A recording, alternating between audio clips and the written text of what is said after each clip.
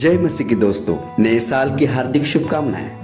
मैं प्रवीण बामने आप सभी से बात कर रहा हूं। आज हम बाइबल के कुछ प्रमुख वचनों के माध्यम से इस नए साल में अपने जीवन में आशीर्वाद प्राप्त करने और आत्मिक प्रगति की दिशा में सोचेंगे। आइए इस यात्रा में हम साथ चले। हमारी जिंदगी में नए साल की शुरुआत एक नए अवसर के रूप में होती है। बाइबल में कई वचन हैं जो हमें सफलता, आत्मिक बल और आशीर्वाद की दिशा में मार्गदर्शन करते हैं। यिर्मयाह 29:11 में लिखा है, क्योंकि यहोवा की यह वाणी है कि जो कल्पनाएं मैं तुम्हारे विषय करता हूँ उन्हें मैं जानता हूँ, वे हानि की नहीं वरन कुशल ही की है, और अंत में तुम्हारी आशा पूरी करूंगा।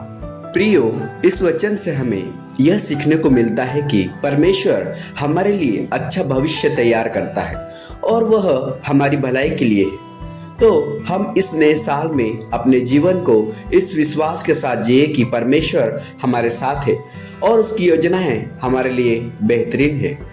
फिलिपियों 4:13 में लिखा है, जो मुझे सामर्थ्य देता है उसमें मैं सब कुछ कर सकता हूँ। नए साल में यदि कभी कठिनाइयों का सामना करना पड़े तो हमें यह याद करना चाहिए कि परमेश्वर हमें शक्ति देता है।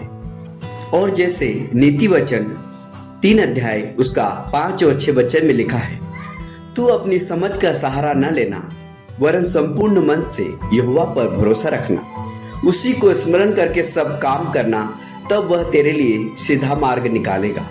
तो प्रियो, अपने सारे कामों में उसे स्मरण करो, याद करो, वह तुम्हारे लिए सीधा मार्ग निकालेगा।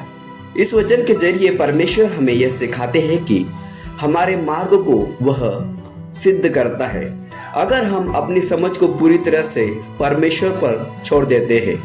और दोस्तों, जैसे भजन संहिता 23 अध्याय उसका 1 से 4 में लिखा है, यहोवा मेरा चरवाहा है, मुझे कुछ घटी न होगी, वह मुझे हरी हरी चराइयों में बैठाता है, वह मुझे सुखदायी जल के झरने के पास ले चलता है, वह मेरे जी में जी ले आता है और धर्म के मार्ग में वह अपने नाम के निमित्त मेरी अगुवाई करता है। चाहे मैं घोर अंधकार से भरी हुई तराई में होकर चलूं तो भी हानि से न डरूंगा, क्योंकि तू मेरे साथ रहता है, तेरे सोटे और तेरी लाठी से मुझे शांति मिलती है। तो प्रियो, यह वचन हमें एक शांति और आनंद का संदेश देता है। हमें याद रखना चाहिए कि हमारे साथ हमेशा यहोवा परमेश्वर है और इस नए साल में भी हम उसकी दिशा में चलते हुए अपनी यात्रा को जारी रखें। आज हमने कुछ प्रमुख बाइबल के वचन देखे हैं जो हमें नए साल में आशीर्वाद और सफलता की ओर प्रेरित करते हैं। तो दोस्तों, इस नए साल में अपने जीवन में परमेश्वर पर पूरा विश्वास रखें और अपनी आत्मिक और मानसिक प्रगति को प्राप्त करें। अपने रास्ते को परमेश्वर के हाथों में छोड़ दें और उसकी योजनाओं में अपनी यात्रा को सफल बनाएं।